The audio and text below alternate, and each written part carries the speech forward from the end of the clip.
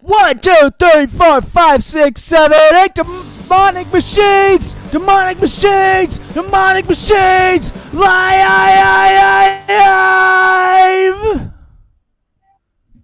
Yeah. So, Lucky was a robot for a couple seconds, but did y'all hear the music?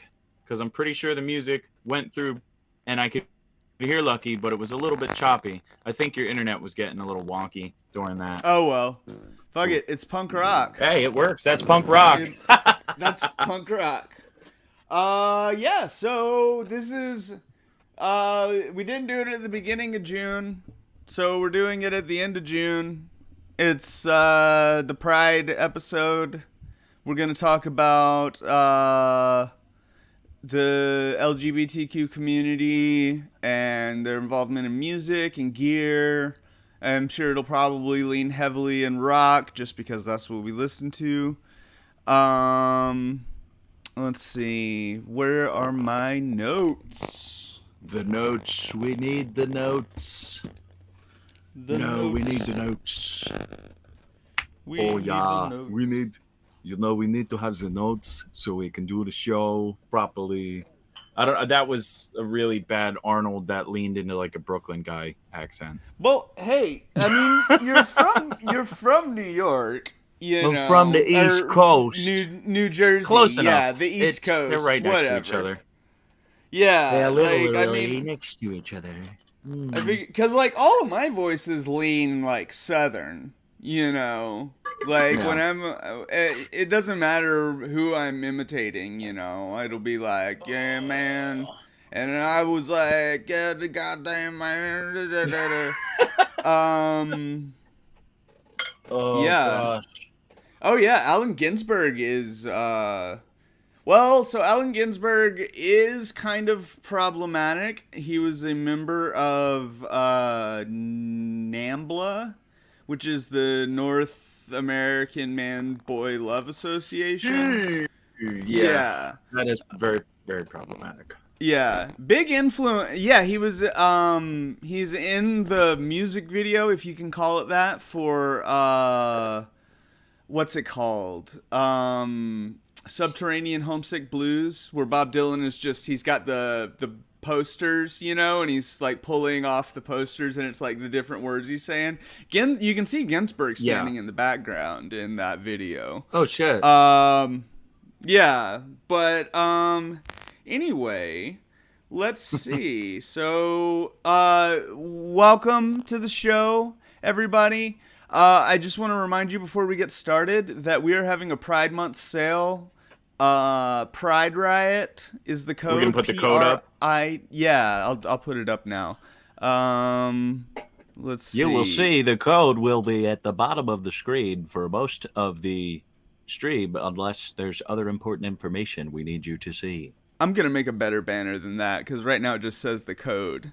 Use code Pride Riot at demonicmachines.com for 15% off. Okay. Scroll across bottom. Add banner. There we go. That's the banner noise. Doom, doom, doom, doom. Okay, so, yeah, like, this episode, I'm particularly excited about this episode because I'm non-binary. I don't really talk about my sexuality often because like my sex life is really nobody's business, right? But I guess like I identify as pansexual. So those are my two LGBTQ points I get. But no, like as a queer person, and like I've always known on some level, like I don't think I always had the vocabulary to know I was non-binary, but like I always knew I was queer in some way, and I just remember like growing up in Alabama, that's rough. I can imagine. And like even even like I was into punk rock and I got into the punk scene in Alabama, which, believe it or not, there is a punk scene in Huntsville, Alabama. And the thing is like I came out here when I moved out to California. I worked under Anna Joy Springer in grad school. She was in the band Blatz, she was in the band Grups, and she was in the band Cypher in the Snow. So those were all kind of like pioneering like queercore bands in the 80s and 90s. Yeah. So. I was Yeah. gonna ask. So would you consider Genesis Briar Porridge to be a part? I just because that was one of the things in my head when we first talked about the episode. Psychic I was TV? like Psychic TV, probably to a lesser extent Throbbing Gristle? Oh yeah, I always forget about that band. Yeah. Yeah. Yeah, I mean, well, Genesis Pure, however you say their name. I said Porridge. Yeah. Like I'm pretty sure they're at least genderqueer on some level, like because like the whole thing was like before their partner died, right? They were trying to look like each other. Yep. Which they were trying to become one. Yeah. And I mean, I think that's interesting, and I don't think I could ever do that with somebody. I mean, I think I would be weirded out if somebody made themselves look like me. I'd be understand that. I'd be like, no. Like you hear about people that get like hundreds of thousands of dollars worth of plastic surgery to like look like Justin Bieber or something. Why though? That's because be yourself. Because the human brain is a complex instrument, and some people think that's the thing to do with their body. Yeah, Blatz. We're not gonna piss in a cup tonight. We're gonna fuck shit up. Yeah, I was in a band that covered that song, actually. But yeah, so one of the singers of Blatz was on my thesis committee in grad school. Holy shit. Yeah. Cool. But yeah, so getting back to my story, like Anna Joy, that's her name. She started like having me watch these documentaries and read these books and stuff. Like here's one actually. Shit. Oh no. Sorry about that. Oh no, it's cool. It was my FV1 development board. Oh no. No reverb for y'all. No, I mean, so she actually wrote the intro to this book. It's called Queercore: How to Punk a Revolution. But that being said, I grew up in Alabama, and like we had a Riot Girl band. My best friend, whose name was Joy, no relation to Anna Joy. I don't know. It's just a weird coincidence. My friend Joy was the drummer in the only so-called Riot Girl band in town. But like, I remember the singer of that band, Cassie. She's the bass player of Cancer Slug now. Oh shit. Okay. Yeah. Oh yeah. Small world. Yeah. They're from my hometown. Like, I've known Cancer Slug since, like, Cancer Slug was just a local band. That brings it, like yeah.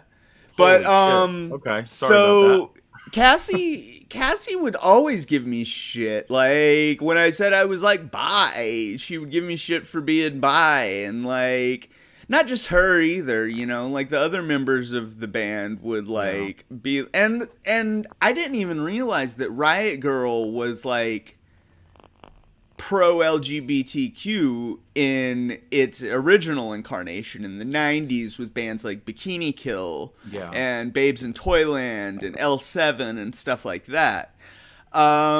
So it was really weird for me, and I kind of became this, I don't know, like it was like punk rock in Alabama wasn't punk rock enough for me.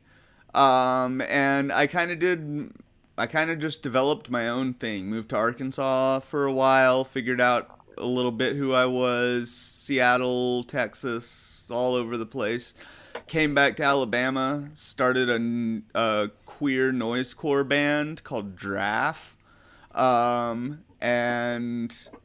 as far as I know, we were like the first queercore band in Huntsville. But yeah, why was I talking about that? I guess because so when I learned about punk, so when I became interested in the history of it, Yeah. you started to learn, especially when you read Please Kill Me, you realize all of those people were on the LGBTQ spectrum in some way. Yeah. You know, whether, I mean, there were people like Lou Reed who kind of were queer and then like stopped saying they were after a while, and then there's I think the Lou Reed thing, it's just because Lou Reed was such an interesting person. There was just so much different shit going on. I think Lou Reed just kind of felt, because I thought, and no, I'm sorry for interrupting. oh, you're good. I thought that Lou Reed like flirted with that in the beginning with Velvet Underground and the influence from Andy Warhol and people associated with Warhol. And then I thought visually Lou definitely leaned more into it with the influence of David Bowie and what's that guy? See, I can't remember the guitar player's name. From the Spiders from Mars that Bowie had for his early shit. Fuck, why can't I think of it? Either way, someone's gonna say it in the comments. I'm gonna be like, "Fuck, I knew that's what it was." But it's the guy. Ronson. Yes, that's exactly what I was thinking. But it just Ronson didn't sound right. But yeah, for that album, what was it? Transformer, right? That Lou Reed album. Yeah, the one that has "Take a Walk on the Wild Side." Yeah. I mean, it was definitely like, it was that song in particular, and I mean, I think a lot of Lou Reed songs like sort of narrated that whole scene. Yeah. And there were people, you know, Jane County doesn't get really talked about as much as like a lot of the other like late 70s punk bands. Or I guess it was Wayne County and the Electric Chairs, and then she came out as trans and changed her name to Jane County. But it's like this like blues punk. They played at CBGB's all the time with bands like the Ramones, and like were very like and Jane County was like really like not on the same level as like bands like even the Ramones were relatively big. I think for all of the 77 bands, Yeah. like all of the 1977 punk bands, I think the Ramones were probably the biggest. Mm-hmm. And like then the Clash were probably the biggest, and then the Ramones, Yeah, and then it that's was probably probably the Sex Pistols. The Ramones, funnily enough, the Ramones are the only ones of those I like. Well, the Sex Pistols album, the one Sex Pistols album, the never mind the Bullocks, that's a pretty alright album. Anyway, back to our topic. Yeah, I was gonna say real quick when you started mentioning all that, I was thinking like certain bands that I think, I don't know if at the time or whatever, if they would have been considered, but like, would you say a band like maybe at least visually flirting with the appearance of New York Dolls? Oh yeah, totally. Like, you know what I mean? And yes. Would you say T-Rex, or T-Rex is just flamboyant? T-Rex, well, I think glam rock is inherently kind of queer, right? Like, I mean, whether the people themselves identify that way, Yeah. I think it is playing with gender norms in a way. So to that, I actually wanted to bring up this hypothesis that I have. Yeah.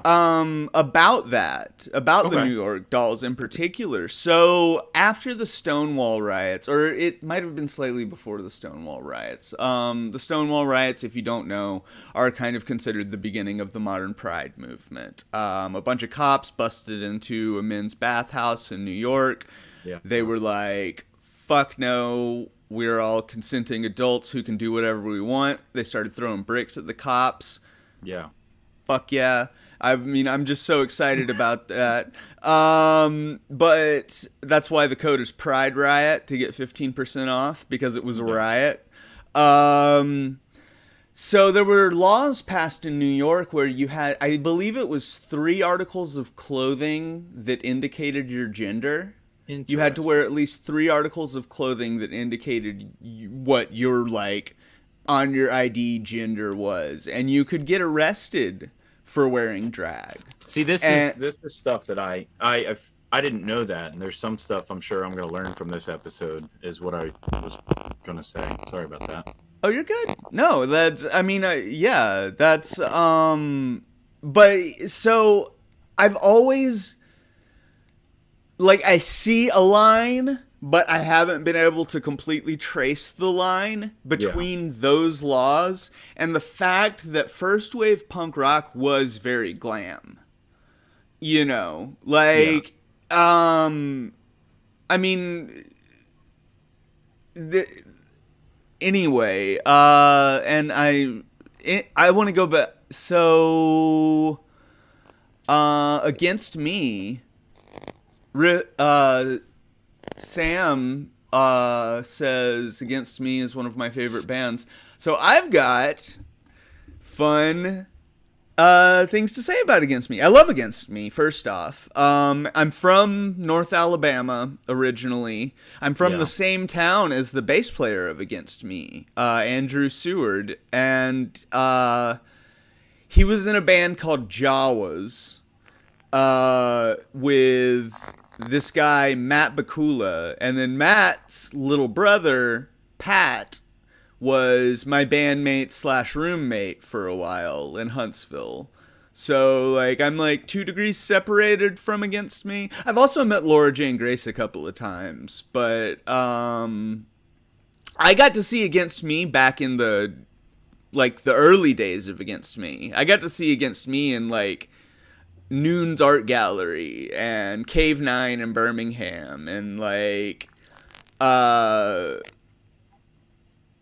yeah, like, I've seen Against Me more times than I can count. But I absolutely love the first, not the very first album, Vivida Vis or whatever it's called, but Reinventing Axl Rose and Against Me as the Eternal Cowboy are 2 of my favorite punk albums of all time.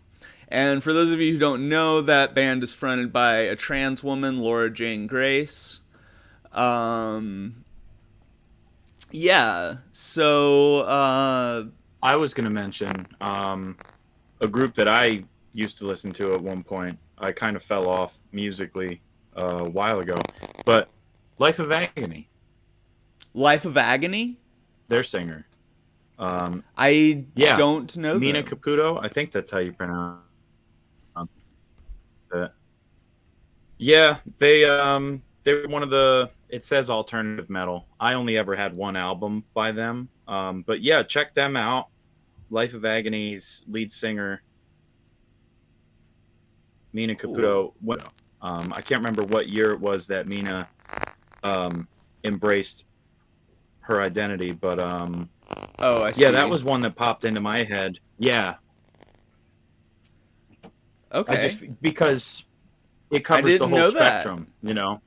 Yeah. Yeah. And that's I didn't know something- that. Ooh. That just reminded me. Okay, so what's the group that did the original Angry Inch? That song? Hedwig and the Angry Inch. Yes. Girls Against Boys? Because there's a connection, because Life of Agony and Typo Negative, I think, were in the same ballpark when they first started, as far as like the same area and stuff. And I remember reading about that song. There was a song that Typo Negative covered from the Hedwig and the Angry Inch, I believe Yeah. I don't know if it's a soundtrack or if it would be I don't know if it was a stage show or not. It's so for a long time it was the soundtrack Okay. to the movie that was the most popular, and then they released the Neil Patrick Harris Broadway version. Fuck that version. Like the I just wanted to make 1999 movie version is a great punk rock album and a Yeah. great musical album. Yeah, because I heard that song and it was so different from the rest of the stuff. Obviously, Type O Negative's completely fucking different from that. But they did that on their Life Is Killing Me album. And I was like, yo, what is this? Because it completely changed the whole flow of the energy on the album. I mean, I've heard the original. I think the original is probably better. But Type O Negative did a decent job. And then I looked into it, and that's when I found out the story about the movie and stuff. And I was like, holy shit. And that just because of Life of Agony that popped into my head. Sorry. It's good. Random shit sometimes, you know. Hedwig and the Angry Inch I think is a great. I hate musicals. Yeah. Like, I just fucking hate musicals. I have a degree in theater, so I have worked on several musicals. I've been in musicals. I've directed musicals. Like, I hate them. I just fucking hate them. But Hedwig and the Angry Inch is like, it goes beyond being a musical it's just a fantastic piece of drama. Yeah. And the music is a part of it. Right. And the way the play is written, it's actually done as a stage. So it's actually done as a band playing a show. And Hedwig tells her story in between breaks of the song, in between song breaks. It was written to be performed in a bar originally. Yeah. And that's why I have such a problem with the Broadway version. Yeah. I haven't seen it. Yeah. You need to see you need to. It's that's your homework. I meant the Broadway one. Oh, fuck the Broadway one. I've only heard it. I've seen bits of the original one. I couldn't find the whole thing in one big thing because you know how YouTube used to be. If you were gonna upload shit, you had to put it at like 6 different videos, 10 minutes each or whatever, so it wouldn't get claimed and pulled down or whatever. But yeah, if you can link me to the original somewhere, I'll check it out. I'd love to check it out. Yeah, no, Hedwig and the Angry. It's one of my favorite movies too. I actually wanted my. I tried the entire time I was in undergrad to get them to do Hedwig and the Angry Inch. Yeah. And they were just like, the donors won't like that, because I went to the University of Alabama in Huntsville, and they were just like, donors aren't gonna like it. You know, if I fucked my mic up. I was trying to adjust it on the sly and then fucking completely botched it. So sorry about that. Oh, you're good. Okay. Does that sound any better, any clearer? Yeah. I think. Yeah, it does. All right. Yeah. I just wanted to make sure everybody's getting the best sound. So sorry about that. You're good. But yeah, that's a bummer that they didn't try to do that. I mean, it's art. Yeah. It should fall under the grounds of art at the very least. It doesn't matter about the donors when it comes to that. It's like you're portraying an art form, you know. Well, I don't want to get into the politics of my undergrad theater program. I understand. It would be a whole episode in and of itself. Maybe next week. Oh God, no. But yeah, so let's bring it around to the tech side of things a Wendy little Carlos? bit. Yeah, we can talk about Wendy Carlos. Do you want to enlighten us? I actually do not know a whole lot about Wendy Carlos. I remember there was a video that I was watching where it was like the origins of synth and things like that. And I remember seeing Wendy Carlos in it. And very well versed, very intelligent, and definitely contributed in a big way to it becoming what it is now, especially back then in the very beginning of that whole, that whole thing with people creating synthesizers and all that fun stuff. And then what we said, Robert Moog as well.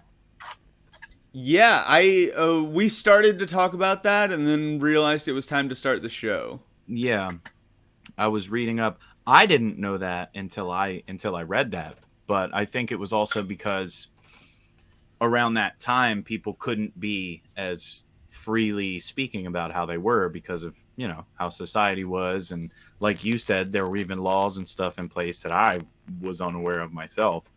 um, so I think some of the earlier figures are probably ones that you wouldn't know because of that, Mm-hmm. because it was one of those things. It's like you had to be closeted, so to speak, because of the way society was and how people would look at you and do things along the lines of judging people based on that. Yeah. Um.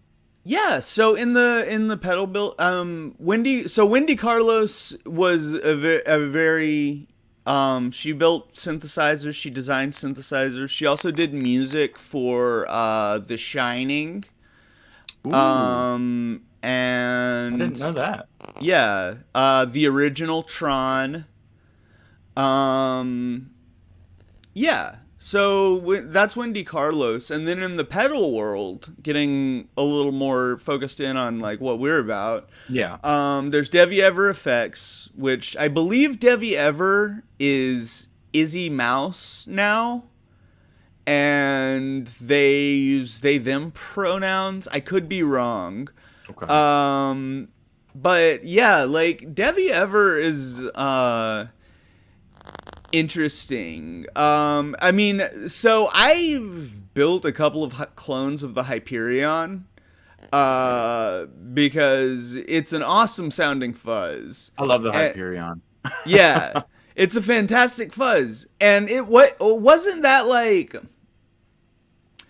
the controversy with like the JHS Bun Runner or something is I that remember. Whoop! Something fell. Yeah, I remember hearing about that. It was yeah, one of my friends was telling me because I had mentioned something about either watching the show or buying a pedal or something, and they told me about that, and they were like, "Oh yeah, there was some allegations and this and that," but that was all hearsay because I wasn't there and I'm not well versed on that. But yes, Mhm. I remember hearing about that. I think that was the big thing. A lot of people would probably link the Mhm. name to because of the exposure. That obviously it's connected to Josh in a way, but Yeah. allegedly, of course, I have no idea. I Yeah, just remember hearing that. I don't know the ins and outs. I know that there was also this like Kickstarter thing that she did. Um she it was like an effect pedal that took cartridges. So you Hmm. could like make it like different effects or something. And she Yeah. raised like $20,000 on Kickstarter if I'm not mistaken, and then like just never delivered on the product. Ah, I see. Yeah. Okay. Yeah, because I've Yeah. seen some of those.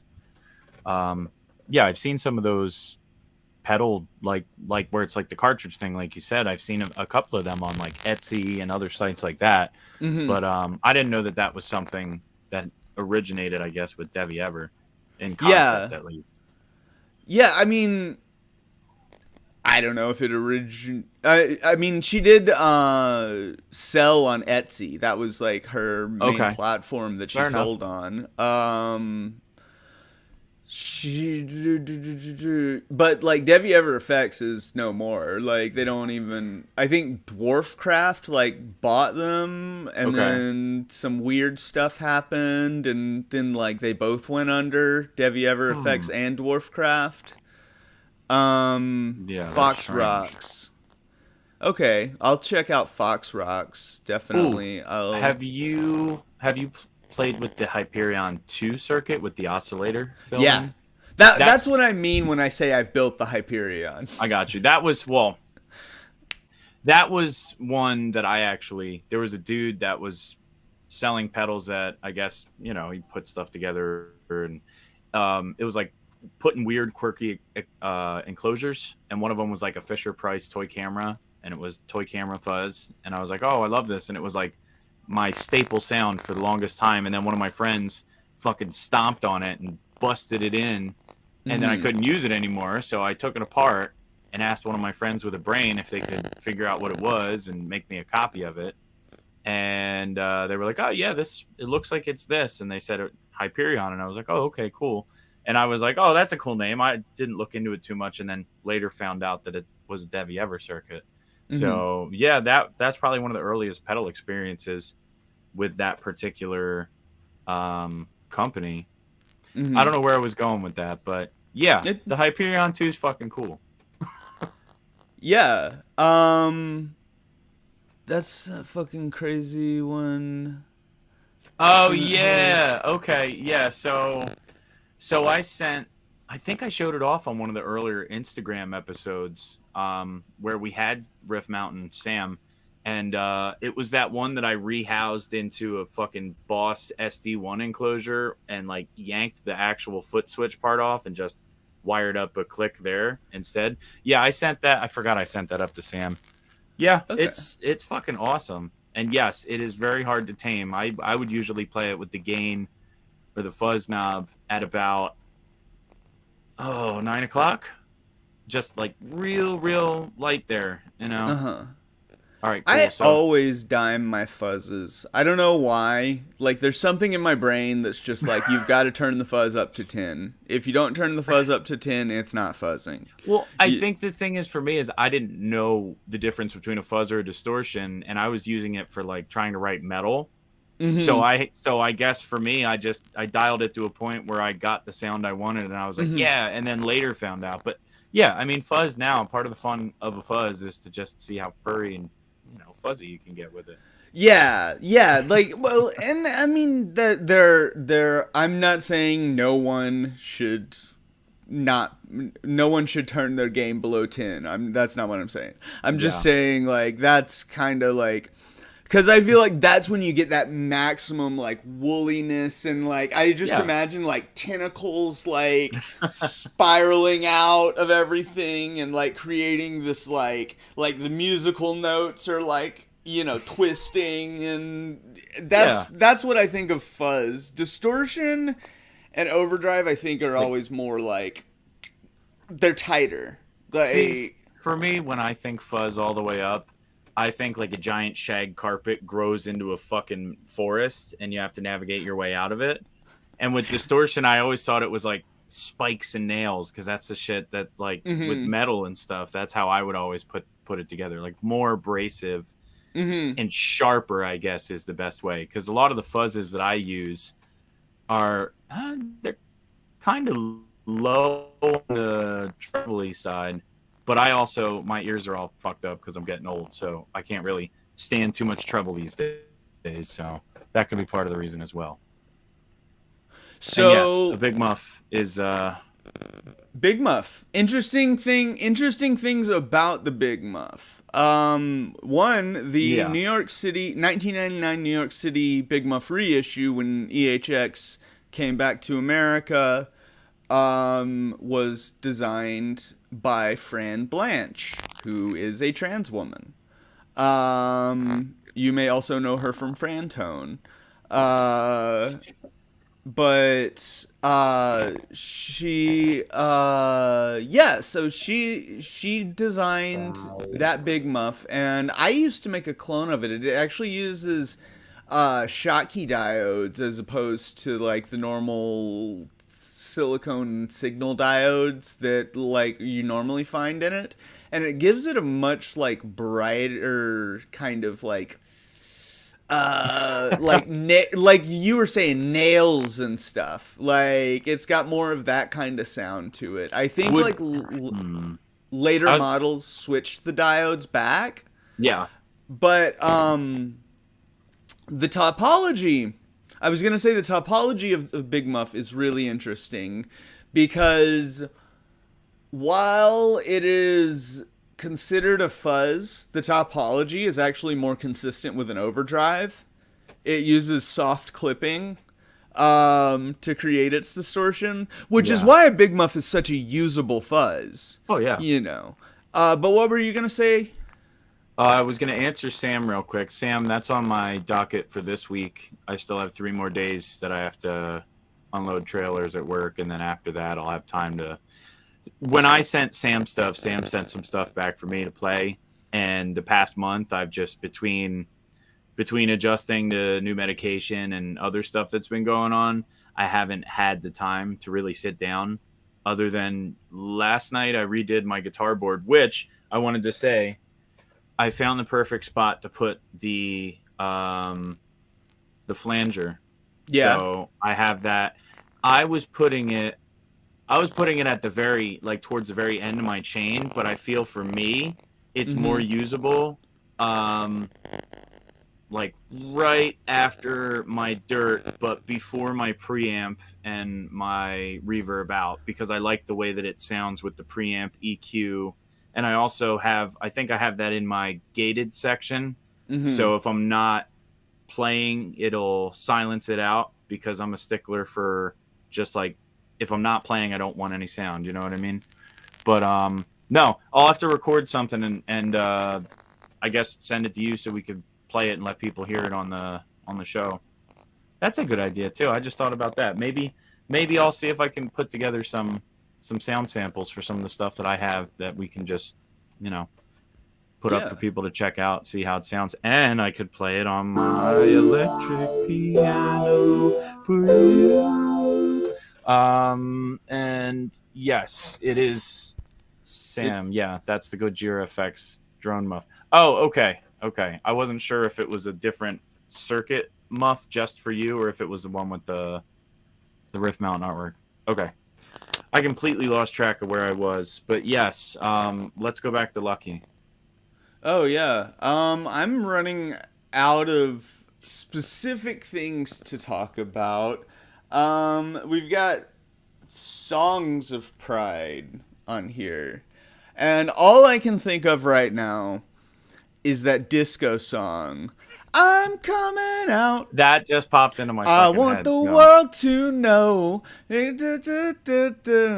But like, I don't know. And then that was sampled in Notorious B.I.G. sampled that. Yeah. Yep. Oh, someone wants us to talk about Veruca Salt. Well, Strawberry Gashes was Jack Off Jill, right? What did Veruca Salt do? Because I can picture the album in my head. It's purple with a yellow octopus on it, right? Yes, that's the one. Yeah. I don't remember the song though. I feel like an asshole. Yeah, I cannot think of the song. Quick question. I might be confused. L7 was the singer from L7 in the LGBT community, or was she a feminist? I mean, I don't know. Is that Susie Gardner? Or is that Veruca Salt, Seether is the song, yes. Because I remember. Seether, that's right. Okay. Yes, thank you, Sam. Susie Gardner is, let's see, American musician and guitarist, vocalist, and co-founder of the punk band L7. I don't know. But my understanding is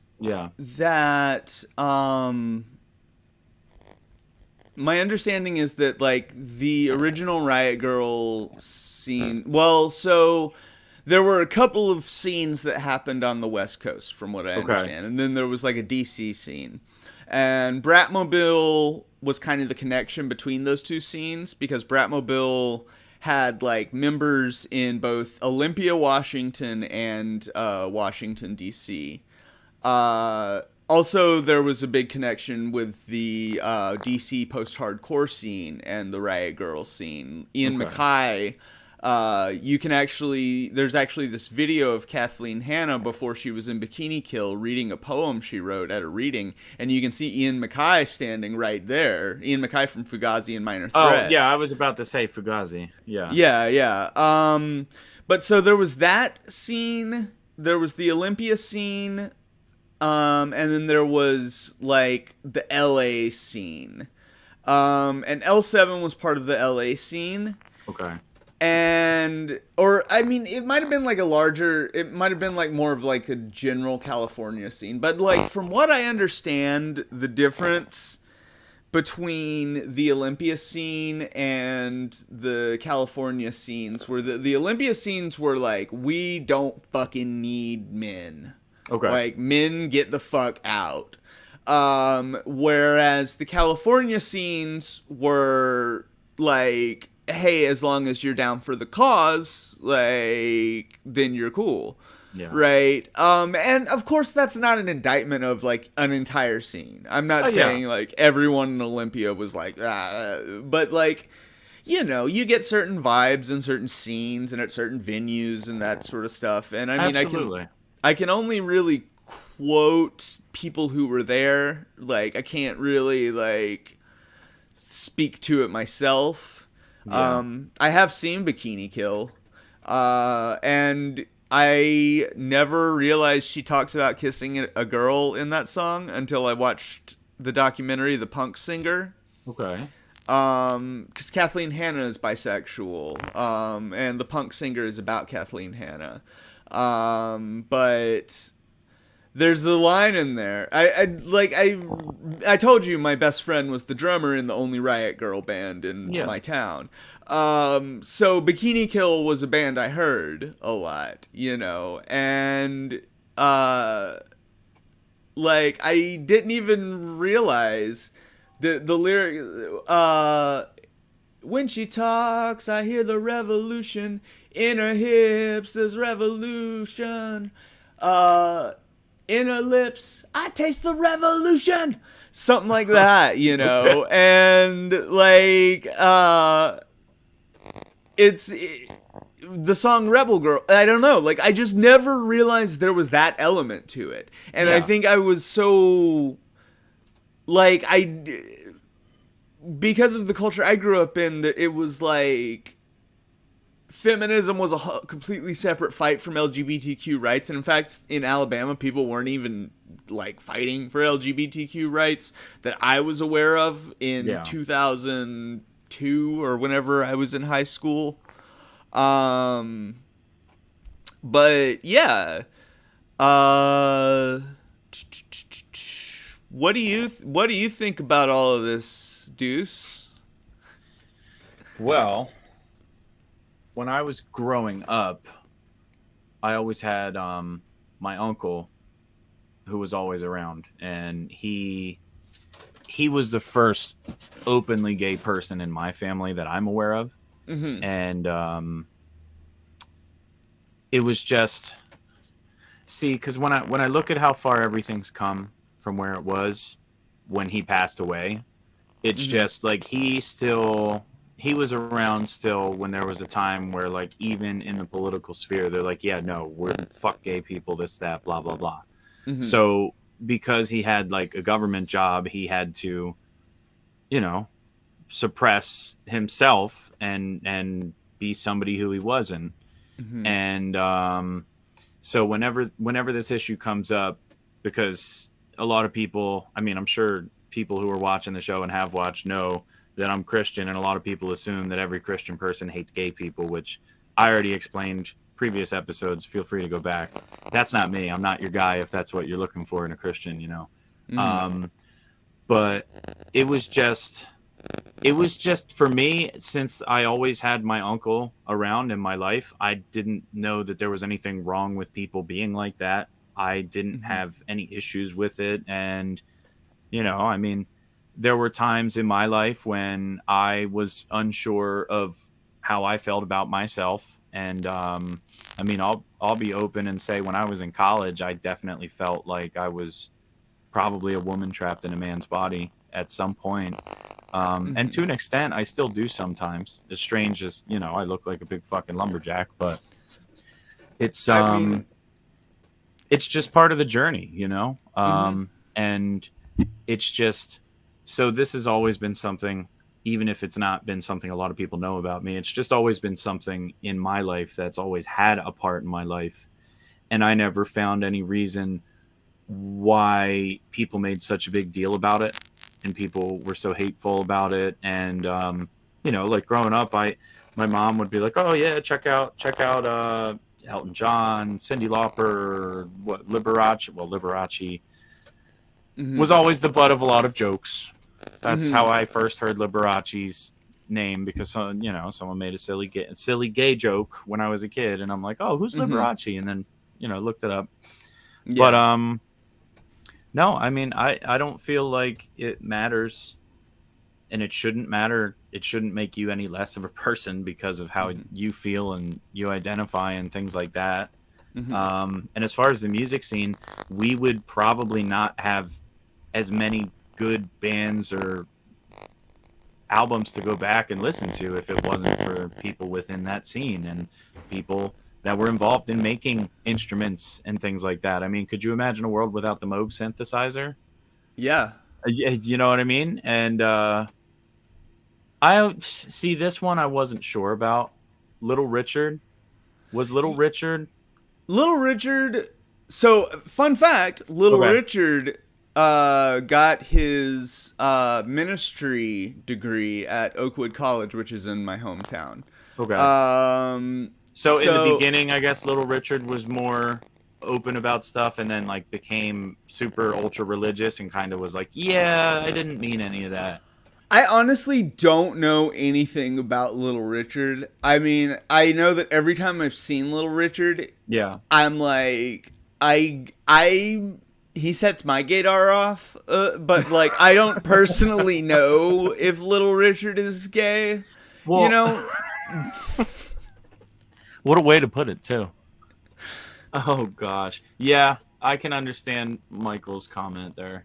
Um, Fence Rider, because I've seen interviews where Little Richard is dressed in a more traditional male attire and saying, "Oh yeah, you know, sometimes in the early days you had to be different in order for them to let you be around because they didn't want you to interfere with their women or something like that." But that also could have been because I didn't know that Little Richard became a minister, so that would explain the immediate flip for Little Richard, especially back then with the uh-huh. mindset people had. Um, but Yeah. yeah, I just I just know that Little Richard influenced a lot of the rock and roll stuff that ended up becoming more popular and then just progressing that way. So even if you went back that far, um, that's an Yeah. example as well. So it's just it doesn't matter with okay, let's see. He came out as gay and then it came out on Oprah, then changed his story later. Oh, well, I guess everybody changes their mind here and there and changes how they feel about shit if they feel embarrassed or whatever. I don't know And what his story was, and that's his story. and maybe he really did change how he feels. Like it's no one's place to Yeah, like absolutely. You know? judge. But And yeah, by all means. Sam, I wanted to say, if one of your all-time favorite hardcore bands is Limp Wrist, you should check out my friends, The Gay Agenda. They're a hardcore band here in San Diego. Very Limp Wrist influenced. So if you, I mean, they're intense. I auditioned to play bass for them. And they went with a better bass player. I mean, obviously. Oh, So Lucky. You're a actually, great bass player, I'm sure. I'm really not. I'm really not good at any instrument. That's why I build. That's why I build instruments. Like I can play them well enough to test them. You Fair know. enough. Fair enough. I feel I'm just a couple steps above that myself. I mean, it's all sleight of hand anyway. I mean, unless you're Hmm. like Steve Vai, then you know it's fucking Steve Vai. So, Hmm. oh yeah. I mean, I remember. I remember. This is getting way off topic, but I remember Steve Albini, uh, like, nope, lost it. Never It's mind. well, because earlier I was gonna mention something about Steve Albini, but I didn't know if it was like relevant to the topic, so I didn't want to go there. But What were we since you brought talking him up about right before that? right before I Just wanted to now. talk just now, Yeah, we were talking about the Little Richard thing, the and Little then we were Richard. moving on to the next thing, Oh, talking about how you make I'm not good at guitar. Yeah, I just remember Steve Albini saying one time, like, yeah. I don't have a huge bag of tricks on guitar, but I know how to use my tricks. You know, and that's how I think of myself as a guitar player. But that's it. That's a good way to describe it for sure. I mean, Steve Albini. If Steve Albini said that, then I feel like maybe I'm pretty decent myself. Yeah. when we were talking about the tone between fuzzy shag carpet and like the stabby nail, I was gonna say, you know, kind of like Steve Albini's guitar tone in Big Black. Scream. Yeah. Yeah. No, I mean, honestly, I love his tone in Big Black. Oh, there's nothing wrong with it. It's just that I would identify that more with nails than a shag carpet. Oh, yeah, definitely. Yeah, absolutely. Metal pick, too, right? I think it was copper or something. Yeah, I tested that. Yeah. Because I wanted to know if it would make a difference. So I ordered like 12 metal guitar picks. And so I don't really play low gain. Like, if I've usually got at least like an overdrive on, you know, if not like a full on distortion. Yeah. And I could tell no difference in the sound with a metal pick. Really? Yeah. On lower gain settings, I could see it making a difference. Like if you played it like a clean tone with a lot of compression, I could see that like making a difference. But one of the things, do you know Glenn Fricker? Oh yeah. Yeah. So he's tested this stuff before. A lot of people have tested this stuff on YouTube, but he's one of the ones who's tested it. Yeah. And what he found is that the thing that really makes the biggest difference in sound, as far as like if you're plugging straight into an amp, is the speakers. That is true. Yeah. A lot of people don't realize how big of a deal a good cabinet and speakers make in difference for like live shit or just in general. Oh yeah, no, like I wanna make a I'm actually, because I put out I released that 8-watt head. I'm gonna build myself a special cabinet to test it. Test the units with. I mean, I tested the one I built. It's just fine. Yeah. But I do want to make a custom cabinet with some really nice speakers, like a 212, like extension cabinet or something. Get some cool fabric instead of the traditional Tolex. Oh, I was Tolex. What am I thinking? I'm thinking the grill cloth. But yeah, Tolex, you could do something completely different with that too. Yeah. Well, so I was thinking so you've seen my little kicker amp, right? I think so, yeah. The sparkly red one.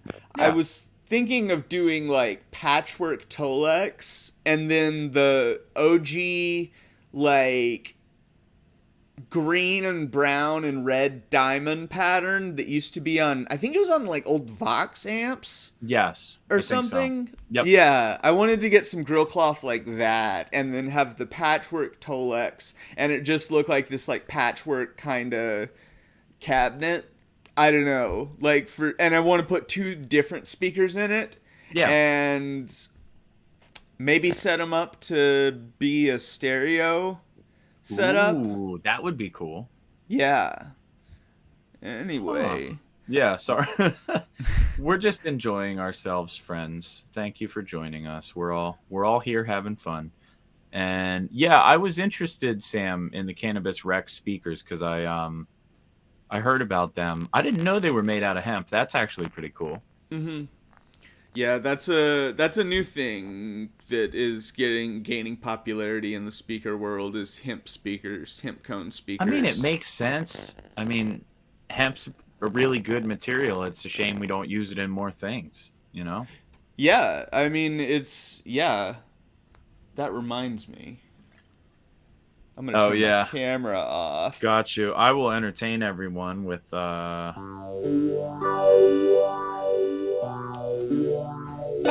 that's not what I meant to do.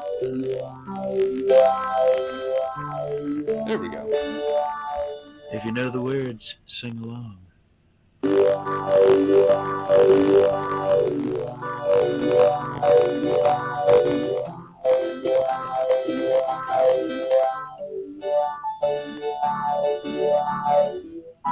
Oh, I always fucked that part up.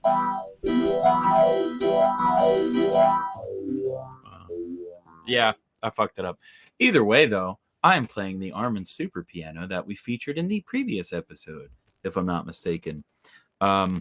This is currently my desk setup. I think y'all might actually enjoy seeing, I don't know, a keyboard in front of me, and then I can always try to get better and possibly play cool stuff for people.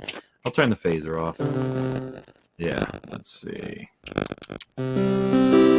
Ooh, I could just do the one I always used to do.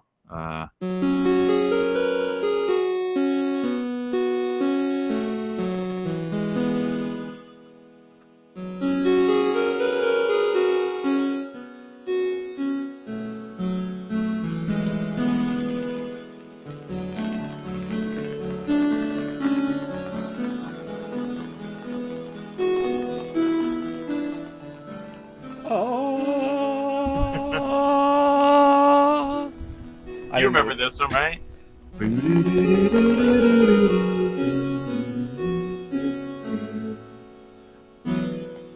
All right. Well, that was our little interlude. That was our yeah. That was the our Cannabis musical Rex guest. interlude. Yeah. Can you rock some Ocarina of Time on that? Oh, depends on what song you want. Because there's only some I know, but I think.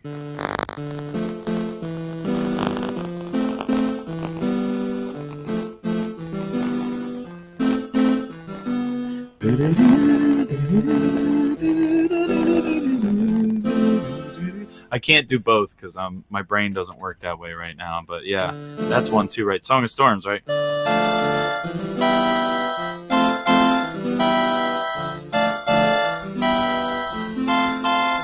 Okay, we're getting super off topic here, but yes, It's yes. cool. Well, do we think? Well, let's talk about Link. Is Link gay?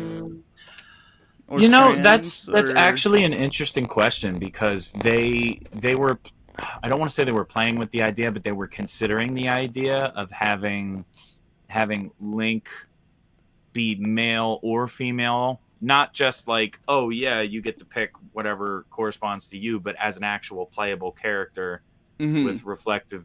I mean, I think it's hard to tell from the 3D ones and well probably 2D ones as well, but I mean it's always implied that Link is like Link and Zelda, or either an item or like an Ocarina of Time Link and the one girl that had the horses and the farm and stuff. I mean, I could see Link. I have played the first one, Link to the Past, and Oh, didn't he have pink hair in Link to the Past? yeah, he did. Okay. Yeah, I think so. And then the Game Boy one. I can't remember the first one that came out on Game Boy. Yeah, Link's Awakening. Link's Awakening. That's right. That was a really fun one. Did you see the remake that they made for it on the Switch? They got like a whole 3D, like it looks almost like a diorama, handmade art style. And there's no more screen loading, like where it's like you walk over and it has to shift to the next screen. It's just one giant map, and you're just like your camera hovers above you. It's interesting. Oh, cool. Yeah. Yeah, you know, he's checking it out. It's pretty cool. You know, watch my next movie. Is he? Yeah. He's probably back in movies now. Let's see. Listener stories and messages. Yeah, that's a good one if anybody has anything. Yeah, any are any of Are any of our white watchers not straight bearded white guys who play Doom? I don't play Doom. Yeah, I know. I mean, I'm also kidding. Like, I love know. all of you. But I just, thought that would be funny to say. That is, you know what? We're also part comedy. It's you come for the music and you stay for the comedy. You come for the music and you sit. Oh, hey, Michael Krause doesn't play Doom or have a beard. Oh, Okay, wait a hey. sec.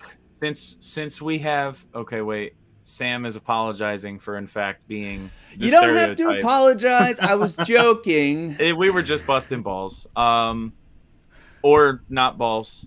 Wow, I just walked into that one. Okay. Now I just got a visual. Anyway, Okay. So both of the Michaels, I had a question for y'all because I wasn't sure.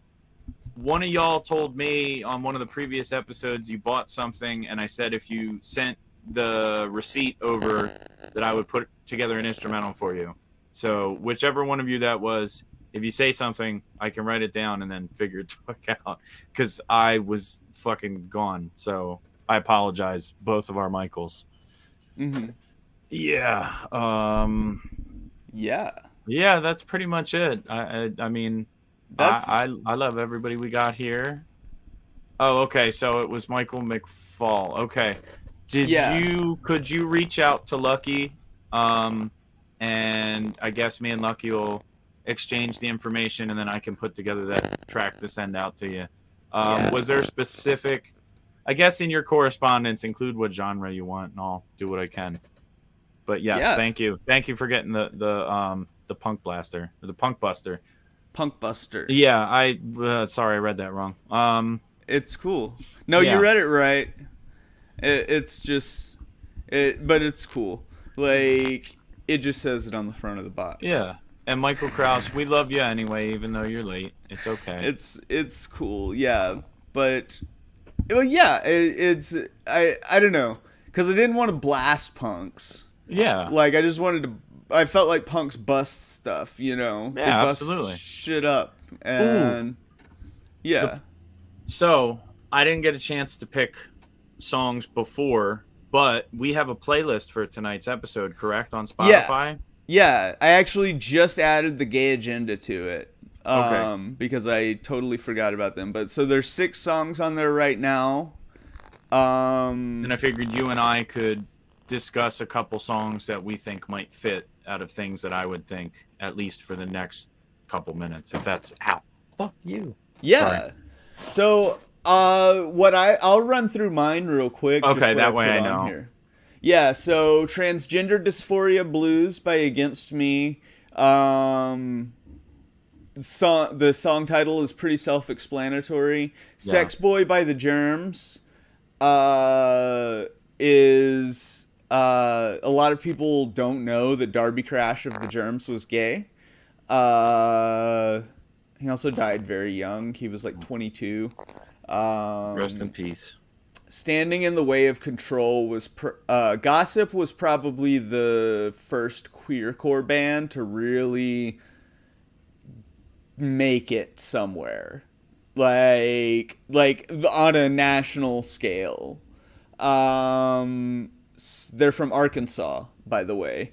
It's Okay to Be Sick by the Hers Collective. I think it's just an important reminder for people.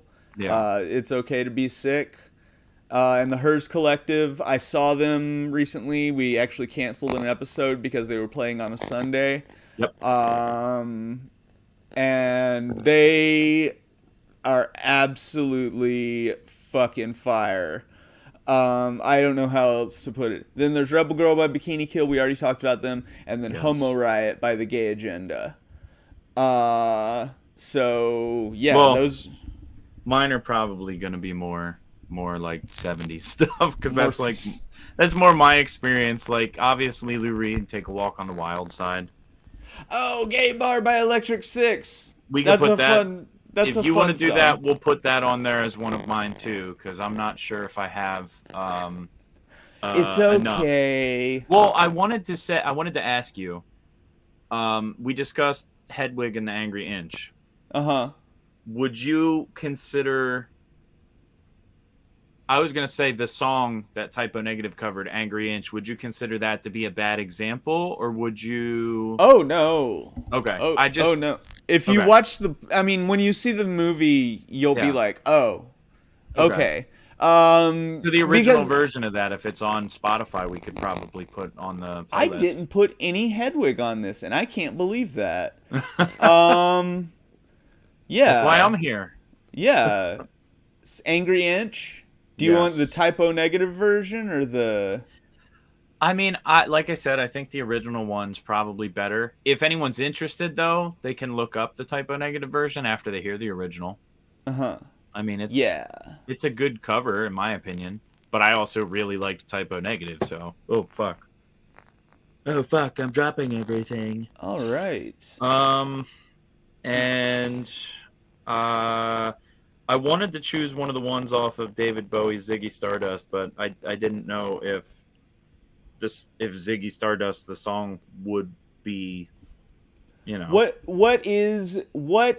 so like I'll put it this way. Yes, Like I yes. didn't know what gender or sex was in the second grade, and people were calling me the F slur.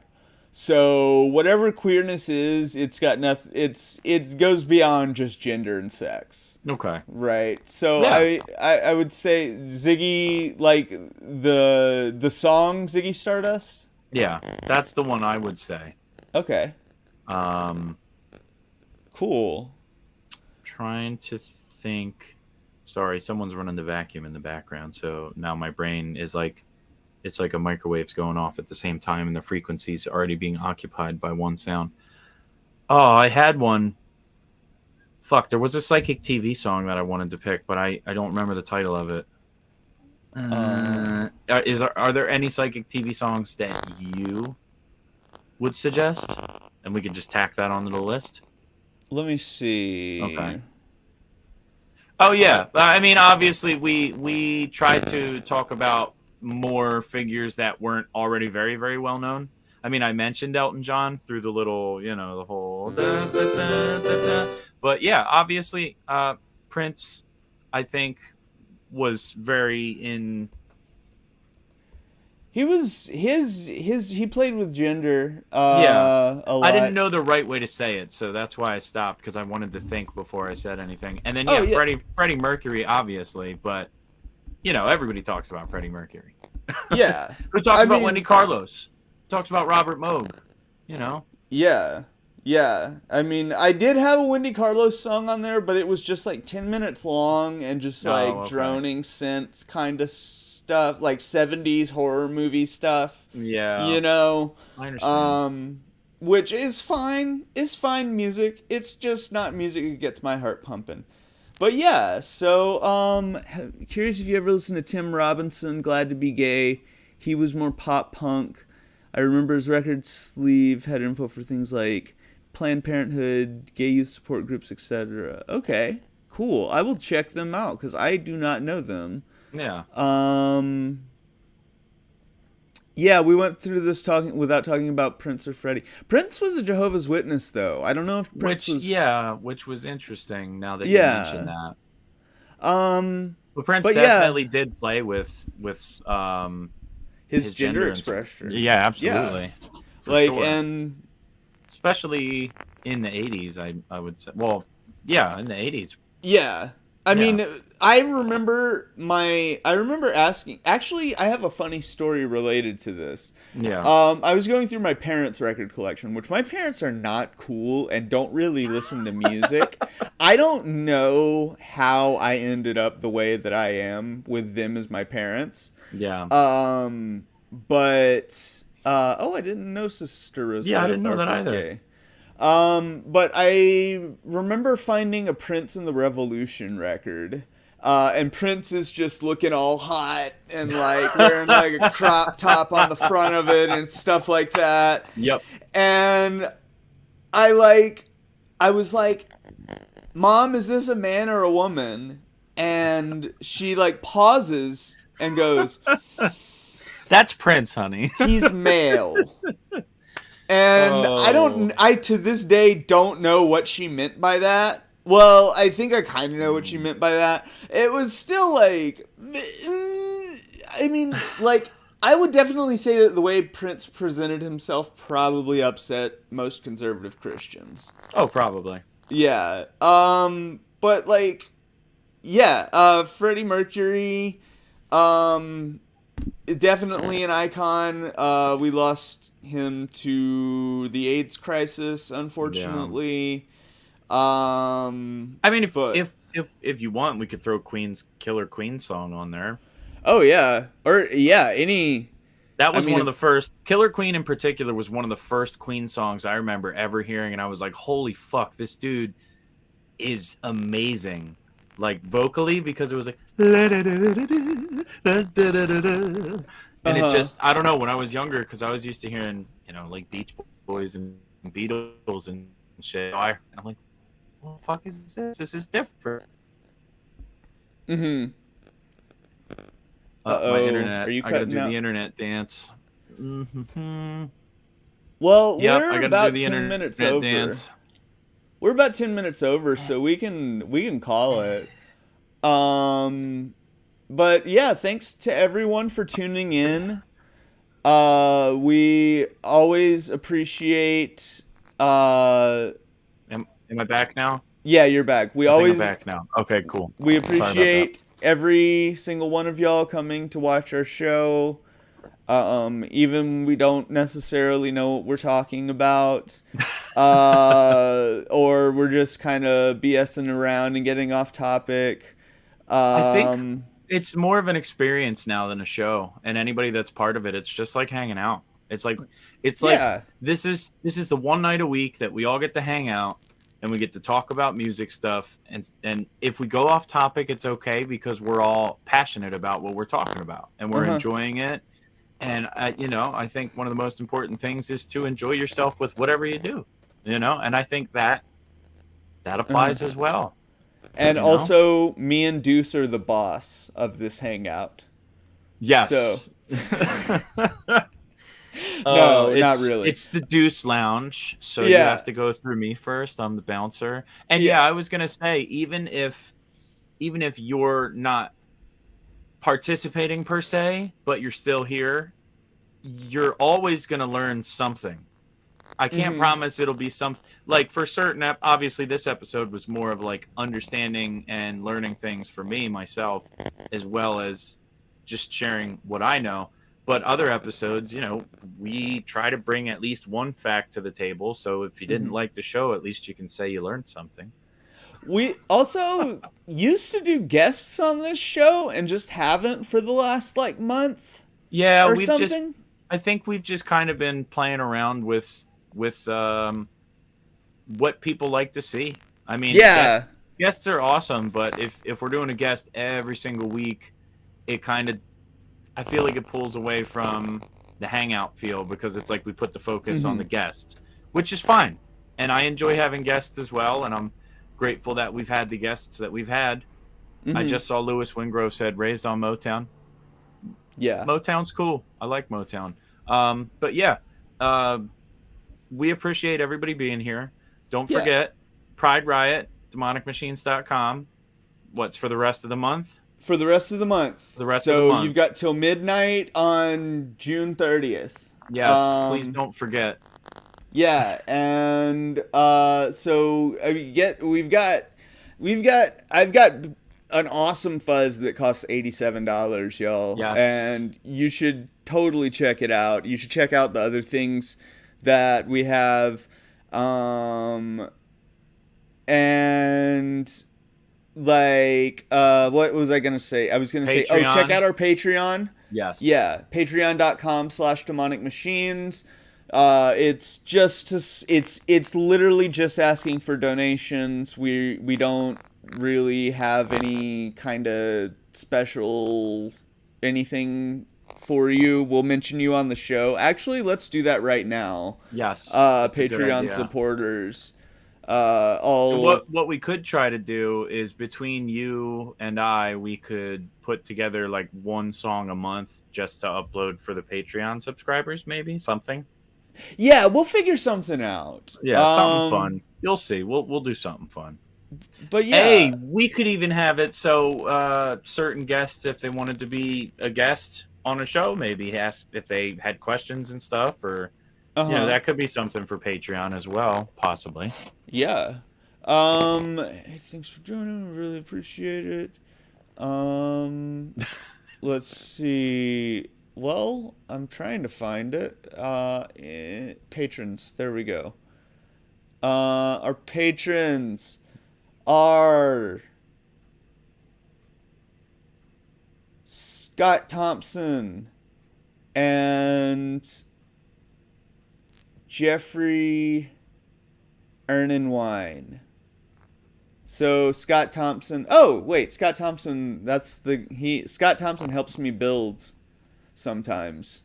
So if you ever get a demonic machine and it doesn't say Lucky on the inside, it says Scott. That's the guy who helps me. And then Jeffrey Ernenwine. Thank you so much, both of you, for your support. We really appreciate it. And that's all I've got. You got anything, Deuce? I was just going to say, if anybody has any suggestions for guests or topics, or if there's any gear that you want us to talk about or look into, I mean, what I like is as the show goes on, we keep finding newer segments to include. And I think that the playlist at the end of each show, whether it's pertaining to the subject that we're talking about for the topic, or if it's just if we're just talking about, a vibe or something like that. Like, I think last week I ended up including mostly like Chicago, like industrial fucking stuff for the psychedelic thing, which was weird for me after I thought about it. And I'm like, wow, I just said all this industrial shit. Well, but, I did D12, right? But to be fair, that one's definitely that one definitely belonged on there. Some of the shit that I said, I don't know if I mean, I still stand by it, because especially that one Ministry song. I don't know. Did you get to check out that Ministry song? Yeah, I did. You know what I mean, though? Like, you put the headphones on and it's like you're in a fucking different atmosphere. And yes, KMFDM. I think KMFDM's more like dancey shit, in my opinion. I mean, yes, they got heavier shit. They do lean more towards the electronic side of industrial, but like I feel like they are also industrial. Kill motherfucking Depeche Mode. Fucking Depeche Mode, yeah. That's Depeche Mode. You know, here's the 10th. Okay, so let me unpack all this. So we're gonna do the playlist thing at the end of each show, as long as we remember, because it's something I think that is something where you get to have a glimpse inside of our minds and possibly some of our secret stash, if you will. So that you can be part of the group as well and enjoy. Yes, Combi Christ has some good ones as well. This is my rifle. This is my gun. Killing Joke, yes. Wumpscut, yes, but Wumpscut gets a little weird with some of the shit they talk about. But, okay, I keep getting distracted. So, because I keep looking and it's like, there's more shit to read. Sometimes I just switch off I just switch away from the chat. See, so that that's I don't my get problem distracted. is I always have that, so I'm always distracted. So the playlist thing at the end, I think, is definitely something that we're going to keep, because I really like that. I mentioned Velvet Acid Christ on the last episode, but yes, thank you, Lewis, for calling that one out. Definitely check out Church of Acid, anybody that's never heard Velvet Acid Christ. We're not going to talk about Rammstein for obvious reasons, Sam, but thank you. So Du hast. Fucking scumbag. Anyway, yeah, so there's just different segments that I would like to add here and there, and I completely fucking lost the whole point of everything because of the Rammstein comment. But yes, thank you for being here. If you've got suggestions for the show, if you've got things you'd like to see, send them in. We could do it. We could do a thing where you send us gear that you want us. Like, we could have a little montage section, like a whole point where it's like, hey, let's check out this particular gear someone sent us and look into it and give our thoughts on it. Yeah. Like any of the future Behringer produced Moog stuff. If you have any video examples of how it sounds or the circuitry or whatever, send it our way. We'll dive into it and take a look. But things like that, different pedals, different music, etc.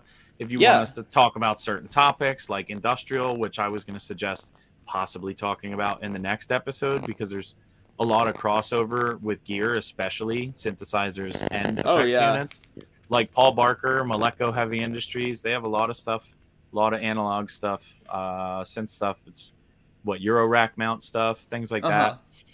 But yeah, I'm making this episode go way too long, so that's my bad. But yeah, please send us suggestions. Email, fucking info Instagram, at demonicmachines.com. Info at demonicmachines.com, or contact us on the Facebook, possibly, if Lucky's okay with that, or the Instagram. I might not see it, but yeah maybe. reach out, send us your suggestions. We want you to be as much a part of the show as we are, because this is, like I said, this is our one night a week. We all get to hang out and talk about shit we like. So send us stuff to check out, and we'll take everything into consideration, and we'll do the best we can to put together a show that everybody can enjoy and be a part of, because at the end of the day, we want everybody to feel welcome and be a part of the group and enjoy being here. You know, we love you guys. We appreciate everybody here, guys, gals, etc. We love you, and you're welcome here. You don't got to worry about anybody giving you shit. You can be yourself. As long as you're not a scumbag, we don't care. You know, that's the main caveat there. But thank you. Have a good evening, and we will see y'all on the next episode of Demonic Machines Live.